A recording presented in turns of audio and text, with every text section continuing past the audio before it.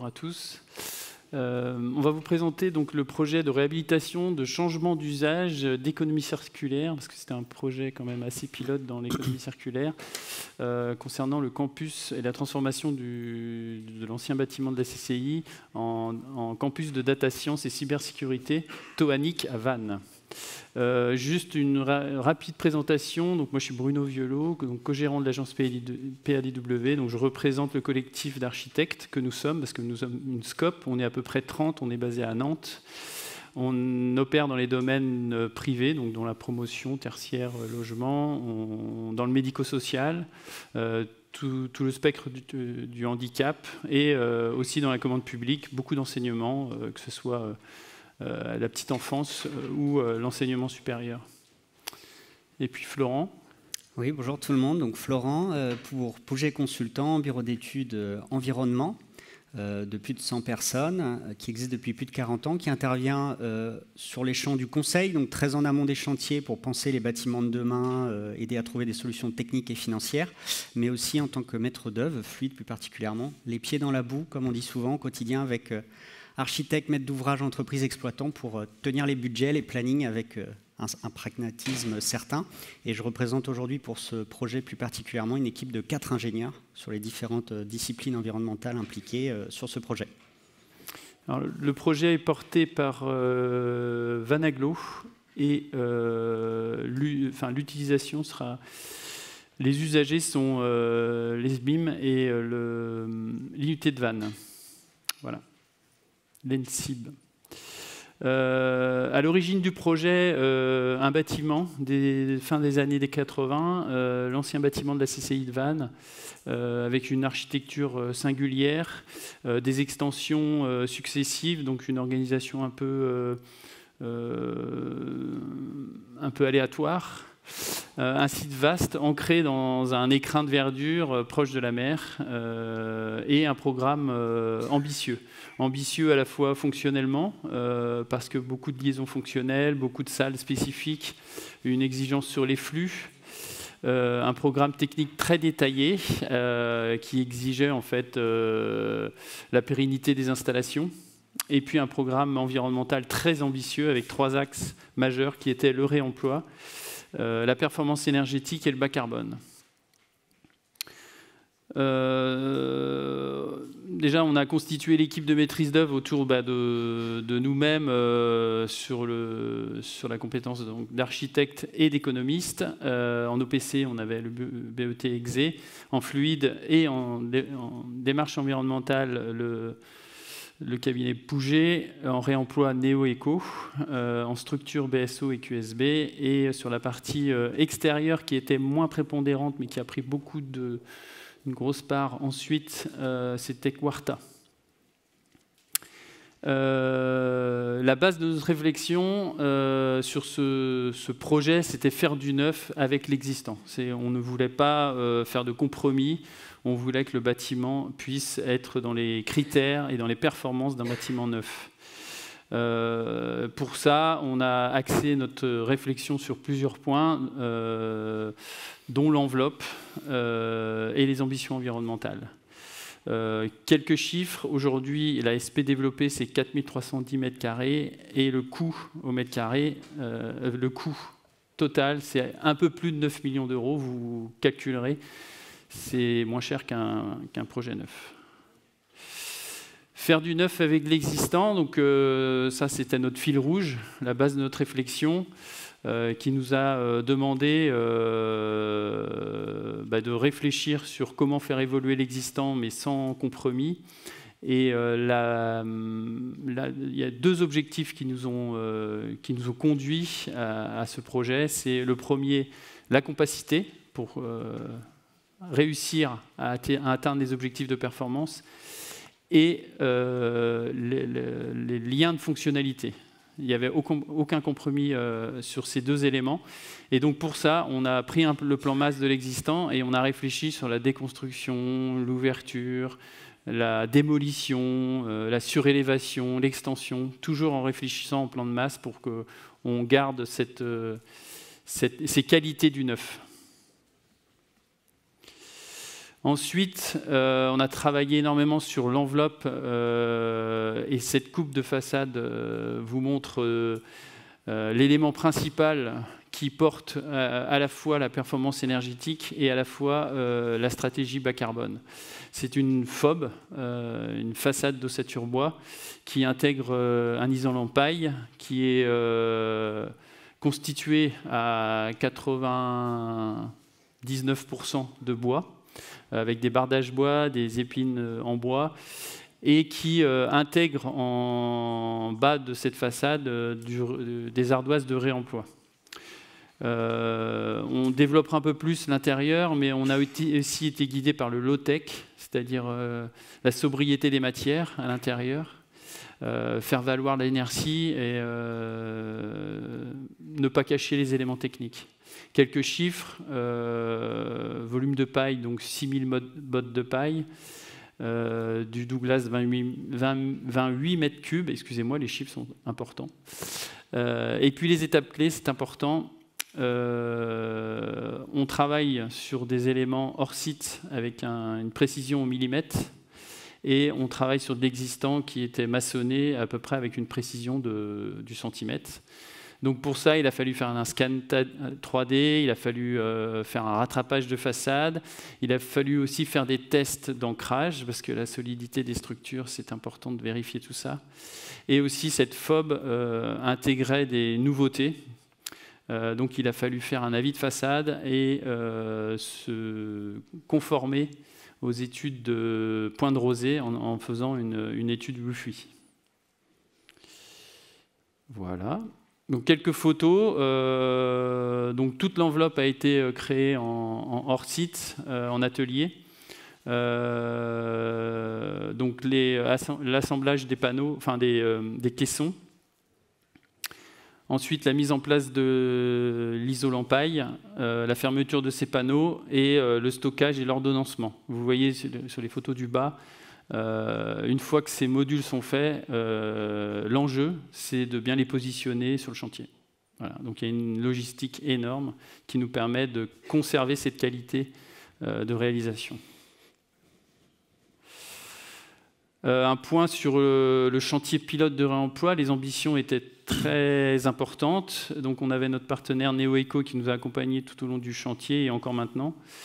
Plusieurs objectifs, donc obtenir le label Circolab, intégration de 10 PEMD, réemployer 6% in situ et ex situ en masse des PEMD, 3% du coût de travaux dédiés au réemploi et conservation de la charpente du bâtiment F. Quand on voit ces chiffres, aujourd'hui on n'est pas habitué à ces chiffres, mais c'est des objectifs qui sont quand même ambitieux.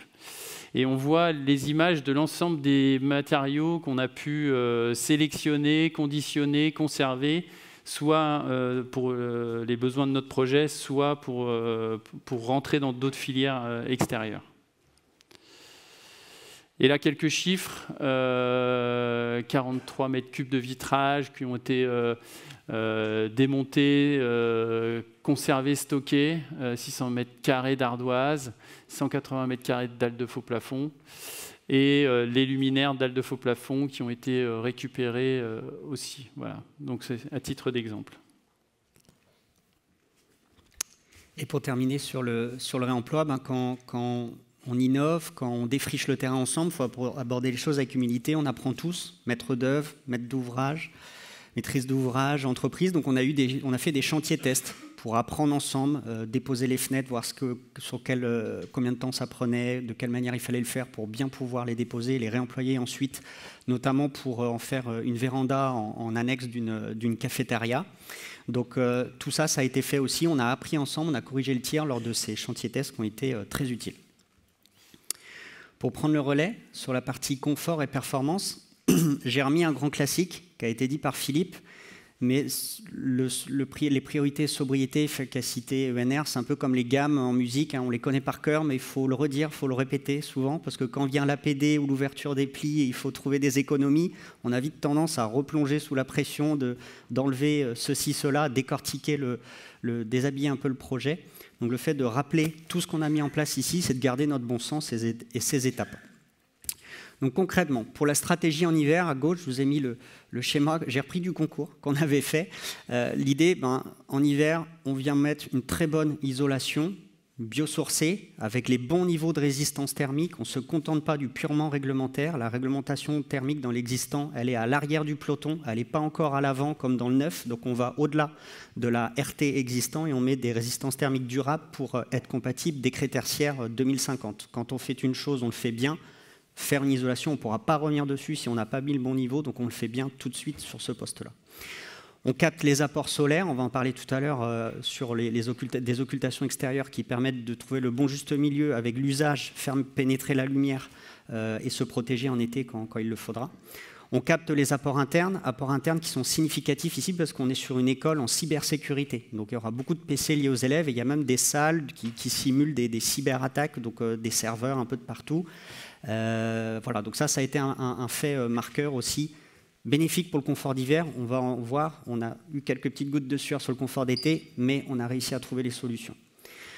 Et puis une fois qu'on a réduit, on est aussi allé à la chasse au pont thermique, et puis une fois qu'on a fait tout ça, on met des systèmes performants. Donc à droite, concrètement, ça donne quoi? La photo qui est en haut à gauche, ce sont donc les façades préfabriquées, comme on a discuté avec Bruno. En bas à gauche, je vous ai mis un des exemples qui va souvent passer à la trappe quand il faut faire des économies en APD, qui pourtant sont des erreurs qu'on paiera plus tard à 2050. C'est le traitement des ponts thermiques. Par exemple, ici, en bas à gauche, on a décaissé autour du bâtiment pour les réseaux divers, VRD, et on en a profité pour venir traiter le pont thermique correctement de dalle. Ça, c'est pris, ça reste de manière durable pour 80 ans, 100 ans, et on est compatible 2050 dès le début.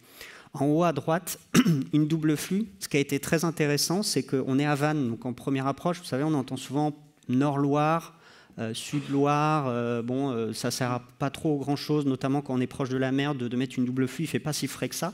Et en fait, on va le voir tout à l'heure, maintenant on conçoit autant les bâtiments pour le confort d'été que le confort d'hiver.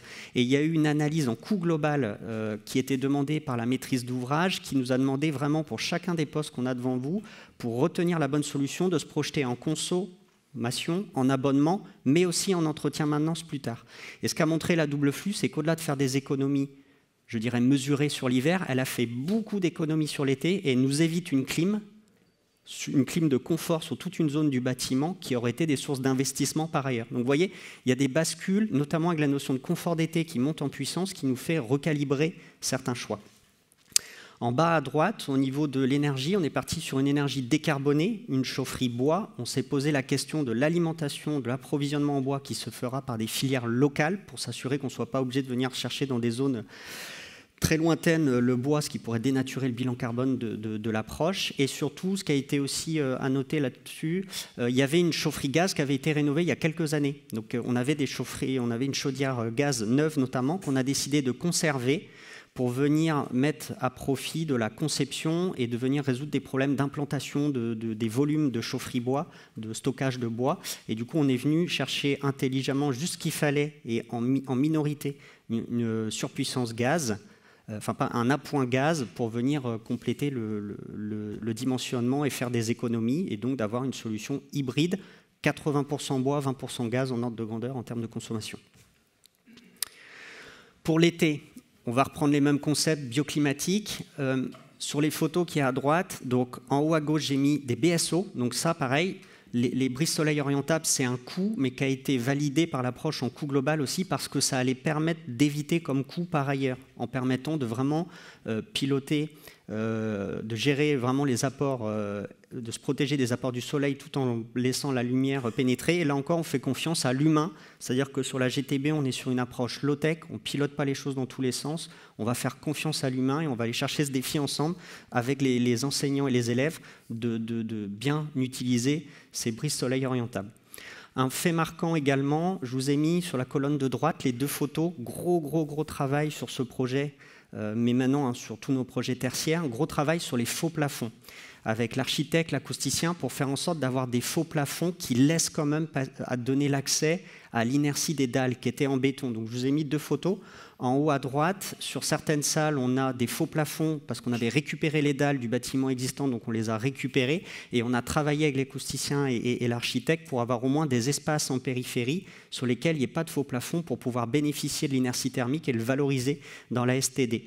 En bas à droite, j'ai triché. C'est pas le bâtiment Toanic, mais c'est sur un autre bâtiment. Je vous mets d'autres solutions qui existent, des faux plafonds, là, un faux plafond bois ajouré. C'est-à-dire qu'on a le mixte entre l'acoustique et les trous ajourés entre chaque latte qui permettent de donner l'accès à l'inertie.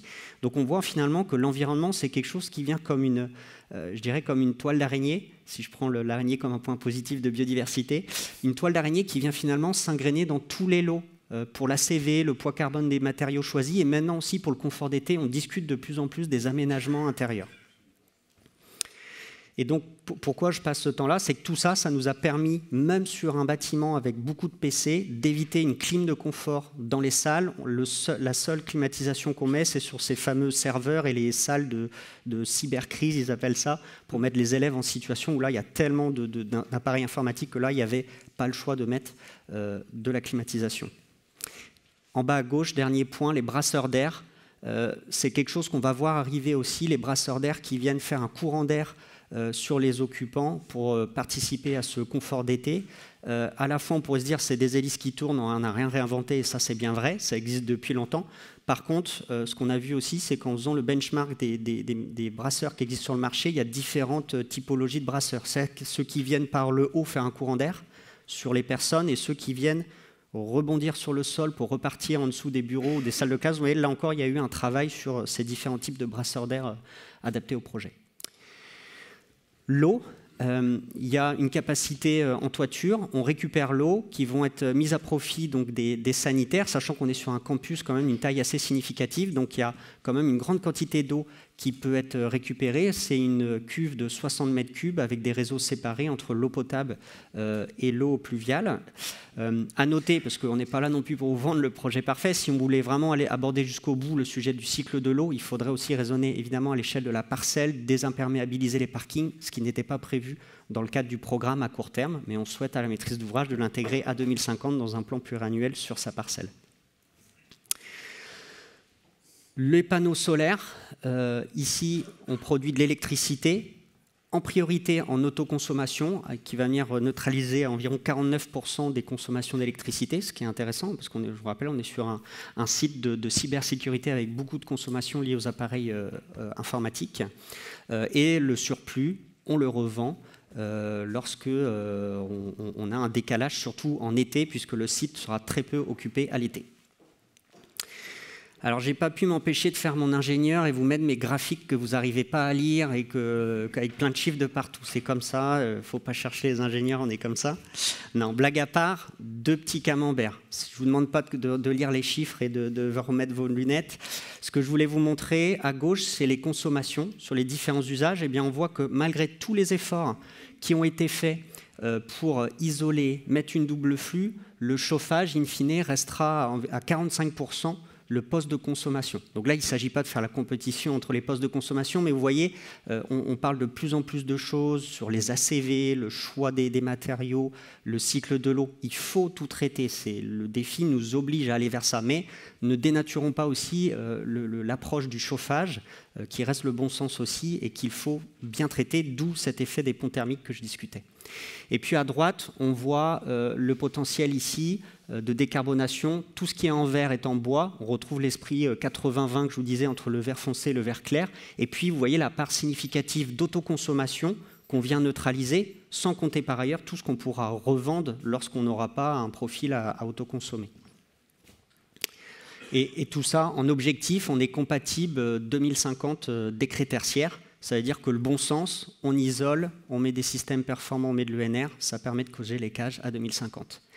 Et je vois que j'ai des signes pour accélérer. Donc, les enjeux à retenir, on a réussi à faire collectivement avec tout le monde du neuf, de l'existant. Ce que je garderai comme message aussi pour tout le monde, on est bien conscient qu'avec le contexte politique, économique qui s'annonce, on ne pourra peut-être pas toujours faire des projets où on pousse les curseurs partout, on n'aura peut-être pas l'économie pour faire ça, et bien dans ces moments-là, on les a, hein, tous ces projets-là où on ne peut pas tout faire aussi. Gardez le cap à 2050. Mettez dans vos appels d'offres, maîtres d'ouvrage, demandez à vos maîtres d'œuvre, dans les cahiers des charges que vous leur demandez, de faire le cap 2050. Un petit avenant pour une étude 2050, ça peut vous faire gagner beaucoup d'argent sur le long terme. Ils vous projetteront les scénarios à long terme, d'accord? Et tout ce qu'on ne peut pas faire aujourd'hui, on l'a anticipé dans un plan pluriannuel. Il n'y a pas les sous de faire, par exemple, du panneau solaire photovoltaïque. OK, on va préparer la toiture pour accueillir des panneaux solaires. On le fera plus tard. Puis là, on a un bon exemple des deux photos, c'est-à-dire qu'on peut traiter l'enveloppe et ensuite traiter l'intérieur. Exactement. Donc il y a des étapes à passer. Et je donne l'exemple des panneaux solaires. Peut-être que sur certains bâtiments, c'est les panneaux solaires qu'on peut faire tout de suite et on repoussera d'autres sujets, peut-être la chaufferie bois plus tard, vous voyez. Mais le bon sens, c'est de venir quand même bien isoler durablement tout ça. Voilà. J'arrête, on a déjà empiété. Voilà. Pour vous montrer le projet, parce qu'on n'en a pas parlé beaucoup, mais nous, on est très contents du rendu, à la fois dans son inscription dans le site, parce qu'il fait écho à cet écrin de verdure, en plus avec l'eau vraiment très proche. Donc on trouve qu'il s'inscrit vraiment dans le site. En termes de plan masse, clairement, on est proche d'un projet neuf. On n'a pas fait de compromis fonctionnel. Et tout en intégrant une grande part de bas carbone et aussi l'historique du site, c'est-à-dire qu'on a réutilisé des ardoises qui étaient existantes, donc on fait le lien entre l'histoire du site et la nouvelle histoire qu'on va raconter. Voilà.